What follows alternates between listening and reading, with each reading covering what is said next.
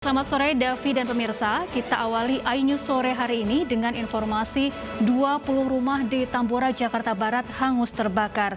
Pasca kebakaran, warga mengais barang berharga mereka yang masih bisa diselamatkan.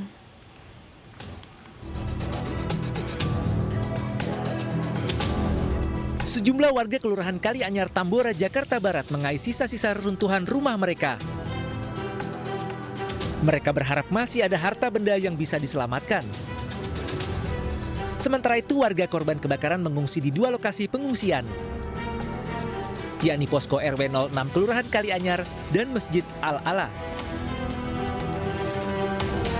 Warga berharap segera mendapat bantuan untuk membangun kembali rumah mereka yang hangus terbakar. 8 sedang proses pemblokiran.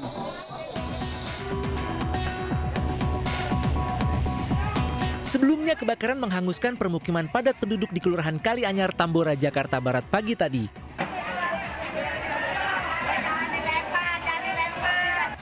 Api diduga muncul pertama kali sekitar pukul 5 subuh waktu Indonesia Barat. Banyaknya material yang mudah terbakar membuat api menjalar dengan cepat. Belasan mobil pemadam kebakaran dikerahkan untuk memadamkan api. Setelah 3 jam, api berhasil dipadamkan.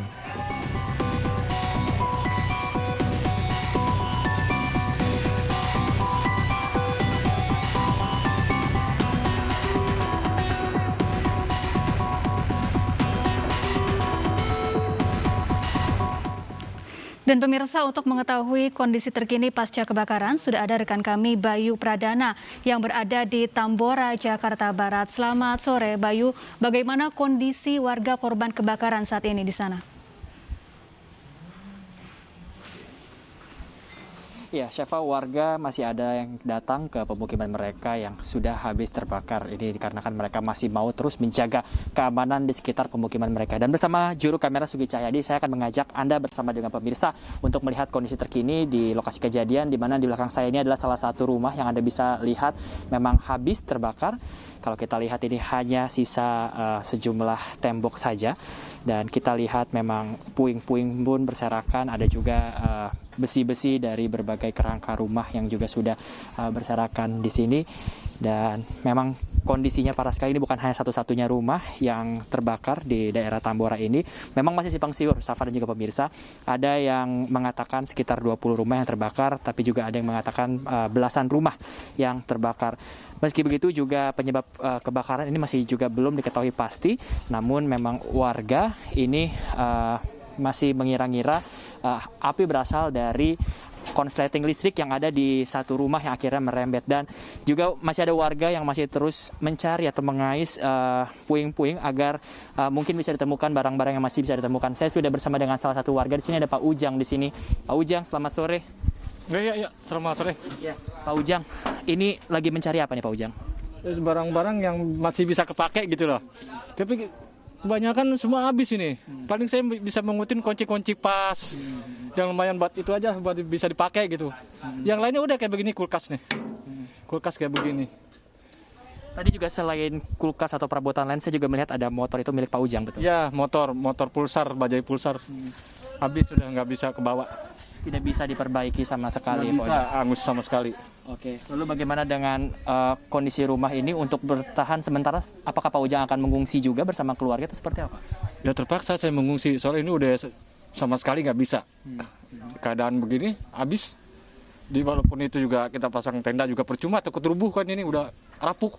Oke. Apakah bantuan sudah mulai berdatangan, Pak? Bantuan sementara ini baru makanan ya, yang saya tunggu tuh bukan cuma makanan ya. Ya obat-obatan juga, anak-anak kasihan kan. Obat-obatan juga, terus baju. Ya tolonglah kalau ada kali yang tersentuh gitu ya, tolong bantuannya di sini. Banyak warga, bukan saya aja, cuma belasan rumah di sini yang kebakar.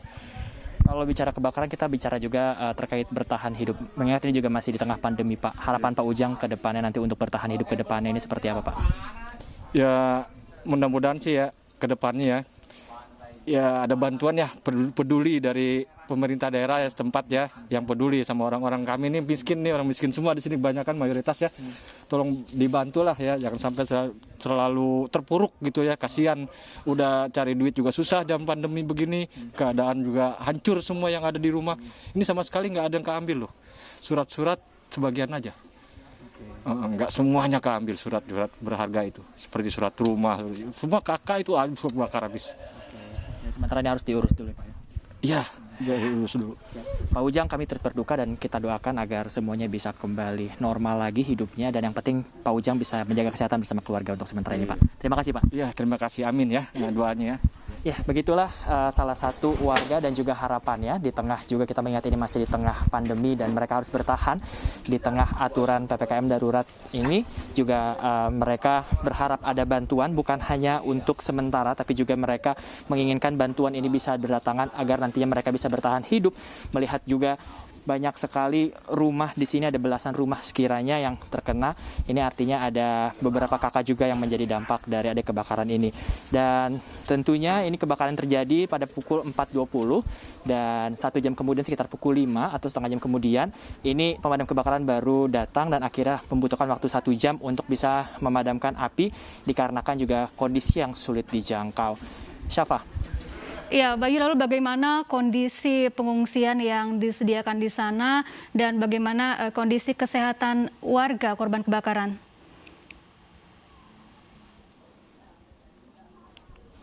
Ya, Syafa, memang sejumlah warga selain tadi masih berdatangan ke lokasi pemukiman mereka yang sudah terbakar, ini sejumlah dari mereka, sebagian dari mereka ini sudah mengungsi ke sejumlah tempat. Selain 2 posko tadi yang disebutkan, juga ada beberapa posko lain di antara yang berada di dekat sini. Memang kalau kami lihat juga warga masih terus memikirkan keamanan dari rumah, juga seperti tadi halnya Pak Ujang yang masih mencari apabila memang masih ada barang yang bisa diselamatkan untuk mungkin dijual atau dipakai kembali.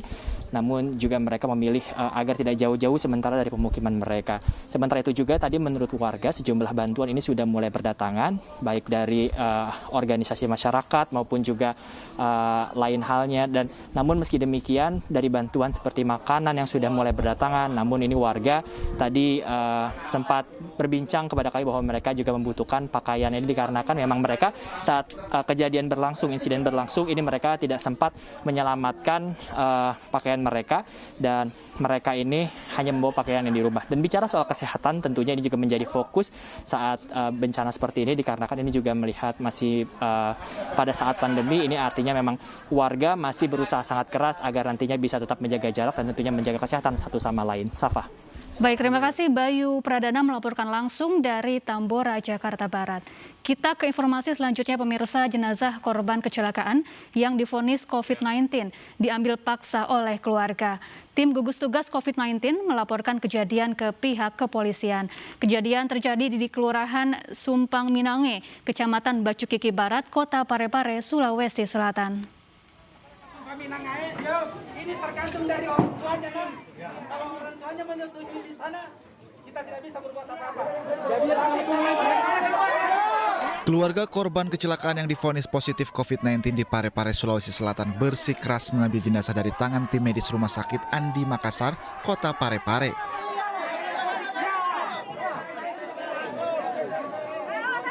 Perampasan jenazah ini terjadi di Kelurahan Sumpang Minange, Kecamatan Bacukiki Barat, Kota Parepare, kemudian viral di media sosial. Sebelumnya korban terlibat kecelakaan dan meninggal dunia di ruang UGD rumah sakit.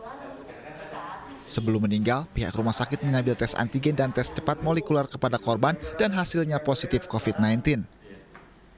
Namun keluarga korban tidak terima. Mereka merampas jenazah dari IGD rumah sakit. Perampasan jenazah ini dilaporkan Satgas COVID-19 Kota Parepare. Adalah perampasan mayat yang kaitannya dengan Undang-Undang Kekarantinaan Pasal 93. Ya. Kalau berdasarkan kronologinya seperti apa itu, Bu? Ya, jadi kronologisnya yaitu ada kejadian tadi malam di Rumah Sakit Andi Makassar. Itu kejadiannya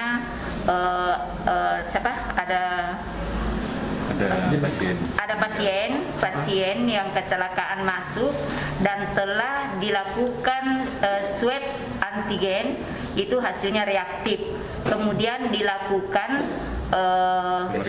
pemeriksaan TCM, itu hasilnya positif. Meski petugas berusaha memberikan pengertian, namun warga keluarga korban tetap pada pendirian mereka. Korban tetap diambil pihak keluarga dan dimakamkan tanpa protokol kesehatan. Dari Parepare, Sulawesi Selatan, Erwin Eka Pratama, iNews melaporkan. Pengambilan paksa jenazah juga terjadi di Nusa Tenggara Timur dan Jawa Timur. Mereka menolak jenazah dimakamkan dengan protokol COVID-19.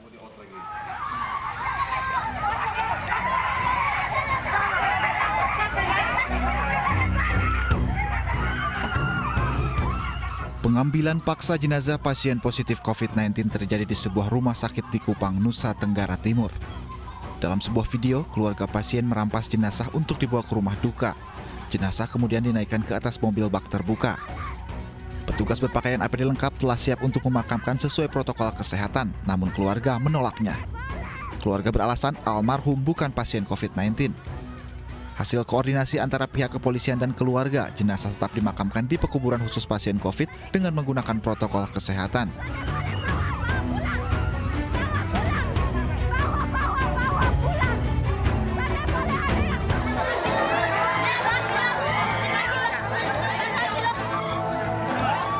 Warga merebut jenazah pasien COVID-19 di Desa Panji Kidul, Kecamatan Panji, Kabupaten Situbondo, Jawa Timur. Secara brutal, warga merebut pasien terkonfirmasi COVID-19 dari petugas. Teriakan histeris keluarga korban membuat warga semakin brutal. Berhasil merebut jenazah, warga kemudian menghancurkan peti jenazah dan jenazah dimakamkan tanpa protokol COVID-19. Pasien merupakan seorang wanita 35 tahun dan sempat menjalani perawatan di Rumah Sakit Umum Daerah Situbondo selama sepekan.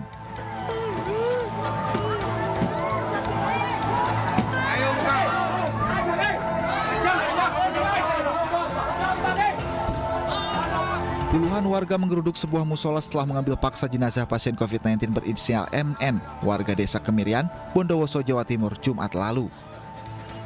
Mereka membuka paksa peti dan mengangkat jenazah untuk dimandikan, disolatkan, dan dimakamkan tanpa protokol kesehatan.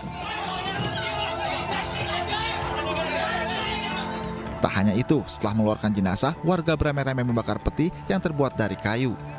Seluruh warga yang terlibat diwajibkan mengikuti tes PCR.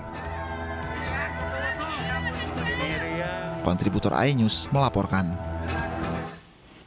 Pemirsa, dugaan adanya kartel kremasi jenazah COVID-19 yang menawarkan jasa kremasi hingga 80 juta rupiah ramai di jagat maya.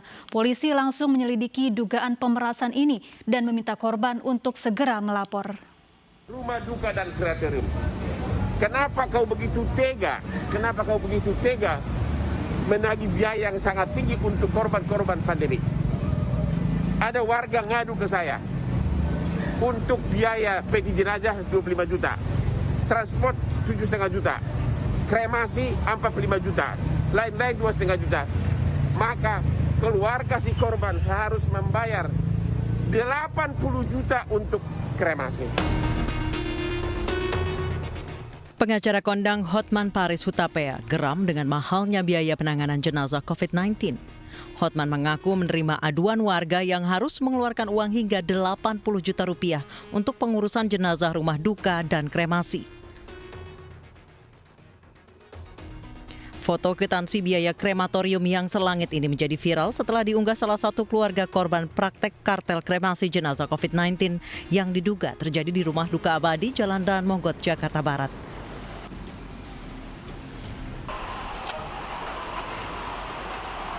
Polres Metro Jakarta Barat langsung memeriksa 2 staf rumah duka abadi Jakarta Barat.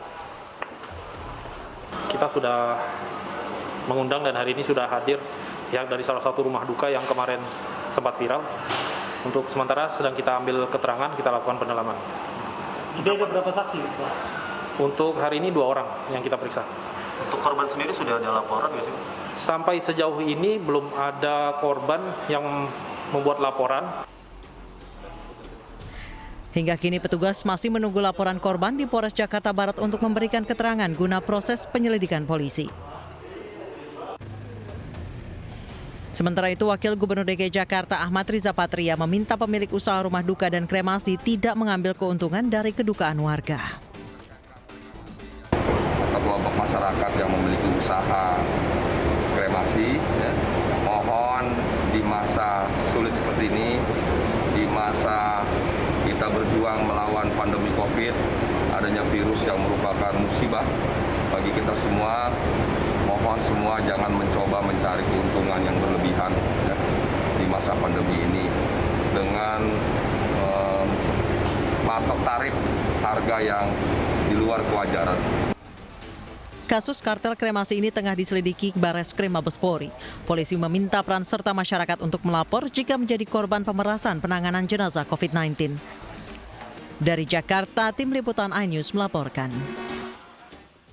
Di tengah maraknya harga jasa kremasi yang mahal, TPU Tegal Alur, Jakarta Barat mempersiapkan fasilitas krematorium gratis untuk jenazah pasien COVID-19. Krematorium gratis ini ditargetkan bisa beroperasi hari Jumat besok. Krematorium ini telah selesai dibangun dan tengah menunggu pemasangan mesin untuk mengkremasi jenazah. Krematorium ini dipasang di area TPU Tegal Alur Umat Kristiani. Didirikannya krematorium ini diharapkan dapat membantu keluarga pasien COVID-19 yang menginginkan jenazah keluarganya dikremasi terlayani dengan baik. Nantinya ada 1 alat krematorium yang mampu mengkremasi hingga 6 jenazah dalam 1 hari.